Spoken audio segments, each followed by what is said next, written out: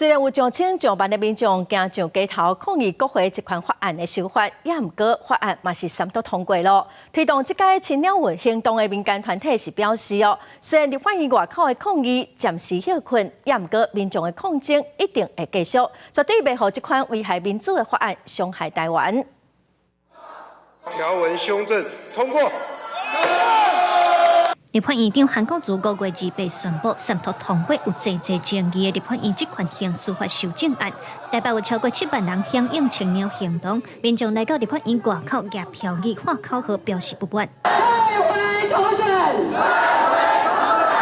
另外，台湾也有14个县市做回参与串联行动，各地民众拢站出来用行动声援，希望立法院会当听到民意的声音。我们还是相信，我们站出来，我们可以让那些立委知道，我们公民会为了自己的权益而站出来。就算我明天要生了，我觉得如果说今天就是有这样子的，就是花莲有这样子的那个集合的话，我还是愿意站出来。这届法案三读通过了后，这民众拢真失望。发起青鸟行动的经济民主联合嘛提出接续落去的6大行动，除了要求行政院提复议，请民进党团声请改写宪法，也要求韩国瑜和民团面对面讨论。另外，针对民间的部分，伊也会和这民间团体办社会座谈，嘛会伫全台湾上大的选区新北市成立工作队，展开社会沟通。为了组织化，我们成立了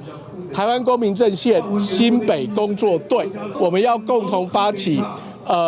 前进新北社会对话的行动，到新北市国民党立委的选区去办社区座谈。罗中强指出，这届修法的内容包括表示国会做、国会调查权等等，未来立委甚至会使强制官员人民提供机密资料，强奸危害民主的执行机制、国家安全和人权等等。今日希望透过各种行动，让民众愈了解法案，进一步对支持法案的立委造成压力。记者综合报道。